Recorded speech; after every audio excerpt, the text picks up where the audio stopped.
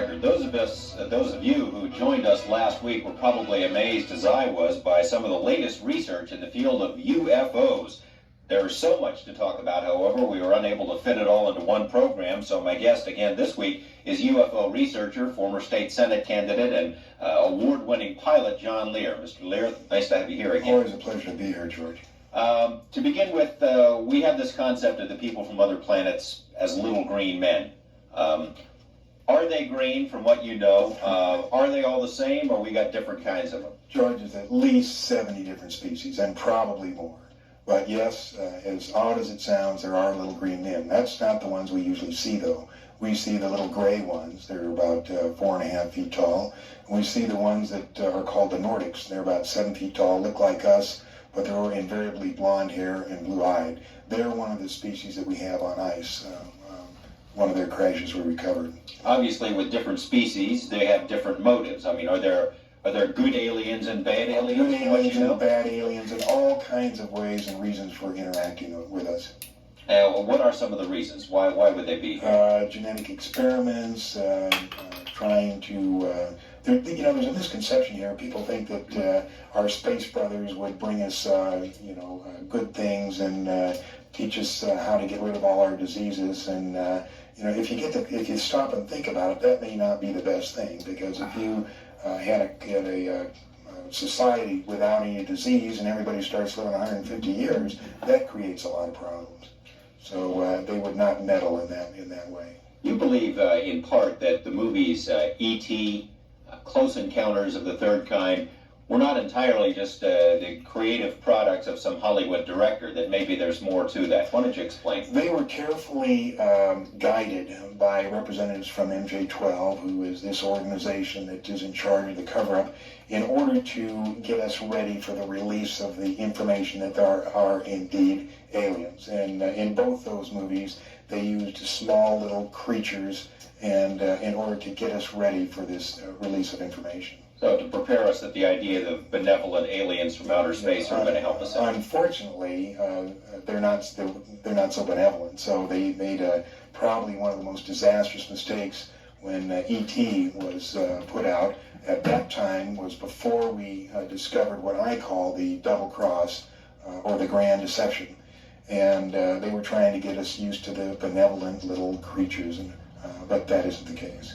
Why don't you take a couple of minutes? Now, you've done as much research on UFOs as just about anyone, I'd imagine, and if you haven't done it, you know people who have. Where did it all start, and how have we put this picture together of where they came from and why they're here? Well, the whole thing started in July 2nd, 1947. That was the first crash. First crash of an alien spaceship. Of an alien spaceship. July 6th is when they recovered it and sent it to Wright-Patterson Air Force Base. July 7th is when they held the press conference and told the people it was a weather balloon, which the press bought hook, line, and sinker. September of that year, President Truman established MJ-12, and the purpose of that was to study the saucers and cover up the existence of UFOs. And you say... Yep, see that muskrat? Oh, Bill Cooper's the only one exposing the conspiracy theories. Yeah. Stupid inbred hick.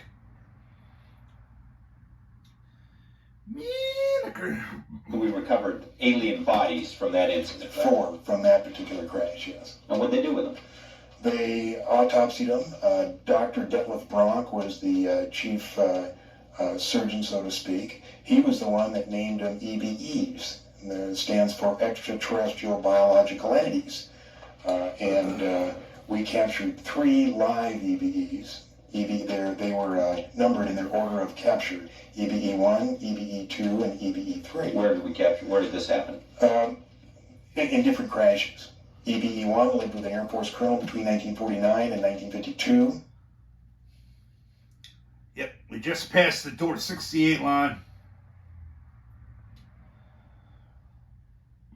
Ain't a sleigh ride, it's a fucking hell ride. St. Ives high gravity Malt Liquors. Aliens are real. He was kept in an electromagnetic facility called a YY-2. It was designed by a Dr. Eric Wang, who worked directly for Dr. Kissinger, who's been in this cover-up since the very beginning. The reason they had to create an electromagnetic facility is the fact that the EBEs are so advanced. They're at least 500 million years advanced from us, and probably more. They can move by thought. Move by thought. And they can also disappear. But they can't move by thought through electromagnetic facilities. So they built this facility. There was two, one in Los Alamos, and one either at Edwards or up at the test site. At Groom Lake, Nevada. At Groom Lake. Now, there's still one EBE still living, EBE3, and there is a videotape that eventually is going to be released to the public, and it's an interview with him. As hard as that may sound, as hard as that may be to believe, there is a videotape of an interview with EBE3. And what is this language that the interviewers? I haven't seen the tape, so I don't know. But on this trip I told you I took gathering all this information, a guy in Albuquerque handed me 25 secret CIA memos. And if anything can be humorous in all of this, one of these memos, in the body of the text, it said, by the way, EBE3 wants to see the ocean. We better make the arrangements or he'll disappear again.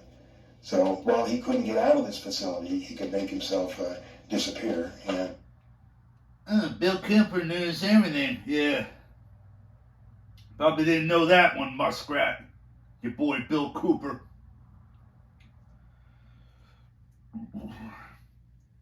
Another CIA shill.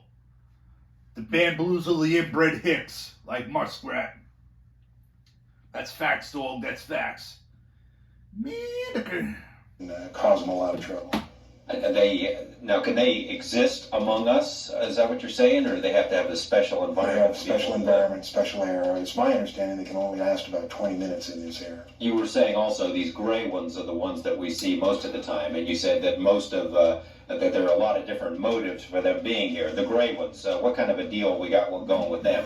Is that the bunch that you suggest we've made a deal with for military technology? I think we made a deal with them, and their ultimate, what they want to do is regenerate their own race. Now, apparently, they've either had some kind of nuclear accident, or they're on the backside of a evolutionary genetic curve, and they're going downhill instead of uphill. In other words, in the autopsies, of which I have two, we found out that their digestive system is atrophied.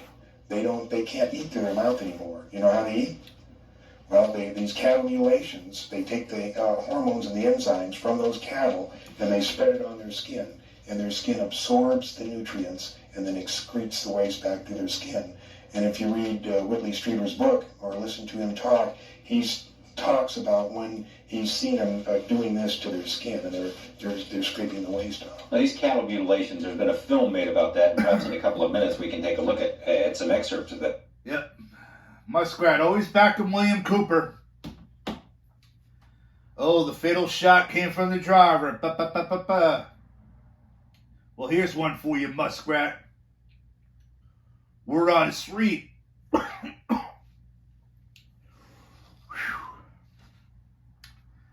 Emoji fire on this firework. Hot and spicy. Molten chili chicken flavored ramen noodles. Fire, emoji fire. But here's one for you, Muskrat. JFK was not assassinated. JFK turned into Jimmy Carter.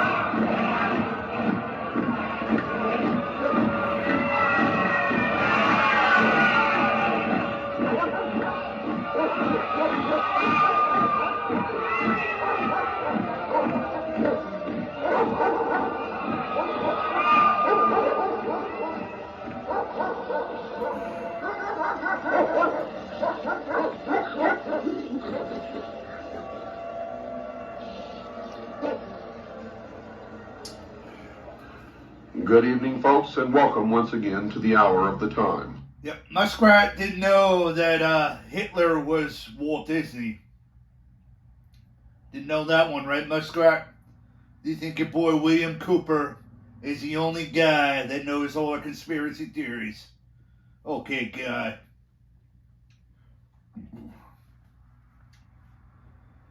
I believe it was Steele that predicted Donald J. Trump to be the President of the United States of America in 2016. That's facts, dog. Check the catalog. And Trump will be president in 2024, whether he's locked up or not. Facts. Man, look at it. I'm your host, William Cooper. We continue where we left off last Friday night, February the 12th. And I want to quickly reiterate that what you're going to hear does not necessarily reflect my beliefs or my religion or the beliefs of the staff or management of WWCR Worldwide Christian Radio. What you are hearing, folks, is for the first time in history the public revelation of the origin, the history, the dogma, and the identity of those who operate in secret to bring about a worldwide totalitarian socialist government. They are known to Christians as Mystery Babylon. It is an ancient religion. Those of you who are smart enough to know what is transpiring here know that these are historic broadcasts, and by making these broadcasts, I have sealed my fate. The sun enters each heavenly sign or house. Yep, Muskrat. Here's facts for you. Go ahead, leave the United States of America. Go to Canada, go to fucking Mexico, go to the UK, God. Go to fucking Africa, you know, go anywhere else besides the United States of America. Then make a video and then say, hey, God, do you have it better outside of America or inside of America? Go ahead and do it. Nobody will top the United States of America on this flat earth. That's facts. Plain fucking facts. House of the zodiac in what is called the 30th degree and leaves at the 33rd degree. Thus, God's Son is said by the ancients to begin his ministry at 30 and dies at 33. A Freemason is not told the truth of the object of his worship until he attains the 30th degree. And this is why the highest degree in Freemasonry is the 33rd degree, for no one can rise higher than the sun. Yep, that's why nobody is told the truth of anything. You gotta fucking figure it out yourself. Like I said, Muskrat, you want to crap on our Christian holidays, our American holidays, worship the devil, but for fuck's sakes, go to Canada, go down to Mexico, Muskrat, and then come back and tell me what's the greatest fucking country on this flat earth. It's America.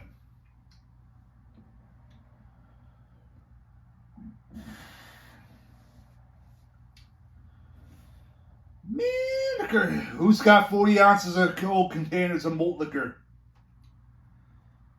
Hatch in America. Viewing the shimmering rays of sunlight on a body of water at dawn or sunset, one can still see today how God's Son walks on water. It was well understood by ancient man that our weather was caused and controlled by the sun. It was a simple fact that God's Son had the power to control storms at will. The ancient Egyptians taught that he did this as he rested in his heavenly boat while crossing the sky. Thus we read that God's Son quieted the tempest or great storm on the sea while in his boat. Which boat? The boat of Isis. Ra, the sun god, also known as Osiris, in the bark of millions of years in which he traversed the heavens, he wears on his head and accompanies a vast sun disk symbolizing his powers as Lord of the heavens. The boat formed of a serpent bears his eye, and the god is seated on a pedestal representing Mayet, the divine order. Folks, when we stop to realize that every single king, prince, lord, governor, dictator, despotic ruler, civil and social institution, national flag, coat of arms, educational institution, military medal, award, organizational insignia, medallion, badge, emblem, citation, trophy, banner, pendant, political standard, or ensign, agency of government, or religion, uses the sun as a primary symbol, then it can truly be said in the mystery school that God's Son is, quote, King of Kings and Lord of Lords, unquote. I mean, you want to know the greatest country on the flat earth?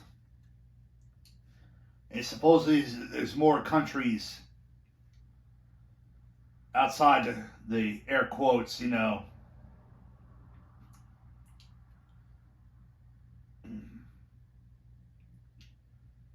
United Nations map, which is the real map, flat earth map. But there's other lands out there. But, greatest fucking country of all fucking time on the flat earth, United States of America. And who was hatched in New York, the greatest state of all 50 states?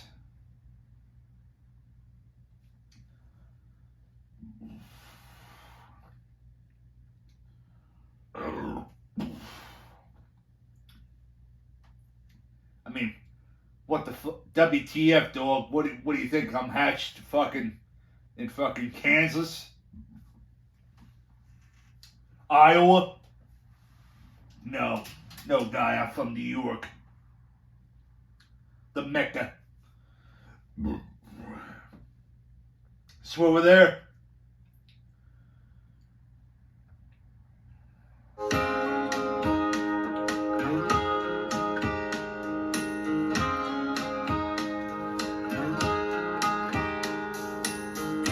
Fast car, and I want to take it to anywhere.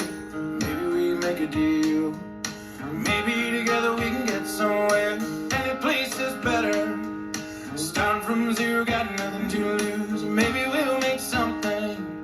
Me, myself, I got nothing to prove. You got a fast car, and I got a plan to get us out of here. Been working at the convenience store. Managed to save just a little bit of money. Won't have to drive too far. Just to cross the border and into the city. And you and I can both get jobs. Finally see what it means to be living. See, my old man's got a problem. You live with a bottle, that's the way it is. Said his body's too old for working. Body's too young to look like his. So mama went off and left him. She wanted more from life than he could give. I said somebody's gotta take care of him. So I quit school and that's what I did. Yep, go ahead and reach into your birth certificate. Your government name. Your government name. If it doesn't say Hash in New York, guy, fall back in your time. We need New Yorkers to fucking run the entire flat earth. Ain't it great? Red, white, and blue. Delicious malt liquor. Almost McRib season. Almost fucking McRib season. August. September, October. We're almost there, dude. We're almost there. Patient waiting. Say now it's high gravity malt liquor is refreshing and fucking delicious. This fucking ramen noodles is fire. It's fire. Zero WB foam, up yours, Reginald. Man, liquor.